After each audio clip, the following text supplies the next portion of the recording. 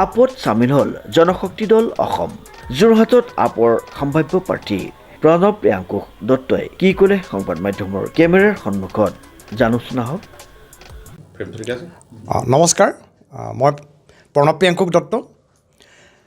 আজি আপোনালোকক জনাবলৈ পাই সুখী হৈছোঁ যে যোৱা 2023 বৰ্ষত আমি প্ৰতিষ্ঠা কৰা আঞ্চলিক ৰাজনৈতিক দল জনশক্তি দল অসম ইতিমধ্যে ৰাষ্ট্ৰীয় দল আম আদমি পাৰ্টি চমুকৈ আপ তেওঁলোকৰ সৈতে চামিল হৈছে। এই কথা আজি মই আনুষ্ঠানিকভাৱে যোৰহাটত ঘোষণা কৰিছোঁ। সাম্প্ৰতিক সামাজিক ৰাজনৈতিক আৰু অৰ্থনৈতিক পৰিস্থিতিৰ প্ৰতি লক্ষ্য ৰাখি আমি যদিও নতুন দলৰ জন্ম দিছিলোঁ, কিন্তু আঞ্চলিক ৰাজনীতিৰ জৰিয়তে অসমৰ বৃহৎ উন্নয়ন বা প্ৰগতি সাধিব পাৰিম বুলি মনতে অলপ সন্দেহ থকাত আমি ৰাষ্ট্ৰীয় দল আম আদমি পাৰ্টিৰ সৈতে চামিল হ'লোঁ। ইতিমধ্যে এটা কথা স্পষ্ট হৈ পৰিছে যে অসমত নৱজাগৰণ আৰম্ভ হৈছে। মানুহে বা ৰাইজে স্বচ্ছ নিকা ৰাজনীতি বিচাৰিছে। এনেকুৱা এক পৰিপ্ৰেক্ষিতত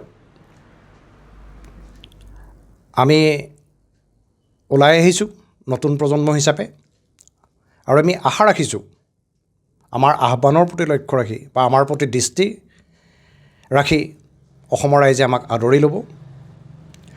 আৰু এটা কথা মই এইখিনিতে উনুকিয়াই থওঁ যে ইতিমধ্যে আম আদমি পাৰ্টিৰ ৰাজ্যিক সমিতিয়ে যোৰহাট বিধানসভা সমষ্টিৰ কাৰণে আমি যি আবেদন কৰিছিলোঁ তাৰ প্ৰতি সঁহাৰি জনাই এক সেউজ সংকেত প্ৰদান কৰিছে যে আগন্তুক যি হ'বলগীয়া বিধানসভাৰ নিৰ্বাচন তাত সম্ভাৱ্য প্ৰাৰ্থী হিচাপে আমাক প্ৰক্ষেপ কৰিছে।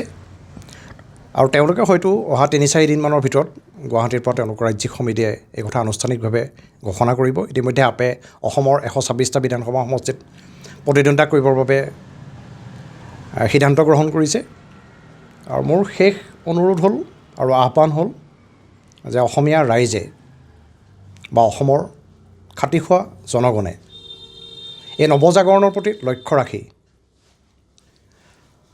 আগন্তুক অসম বিধানসভাৰ নিৰ্বাচনলৈ দলে বলে যাতে ওলাই আহি ভোট প্ৰদান কৰে। ধন্যবাদ। হয়, আমি যোৰহাট সমষ্টিৰ কাৰণে যিহেতু প্ৰাৰ্থিত্ব প্ৰক্ষেপ কৰাৰ কথা ইতিমধ্যে ভবা হৈছে বা সেউজ সংকেত লাভ কৰা হৈছে, যোৰহাটত বিভিন্ন সমস্যা আছে। যেনে ধৰি লওক, প্ৰথম আৰু প্ৰধান সমস্যা হ'ল আমাৰ আকস্মিক কৃত্ৰিম বানপানী। আমি বহুদিন ধৰি দেখিছোঁ যোৰহাট মহানগৰ কৃত্ৰিম বানপানীত আজি কিছুদিনৰ পৰা আক্ৰান্ত হয় আকস্মিকভাৱে, আৰু মানুহৰ বৰ আলৈ আথানি হয়।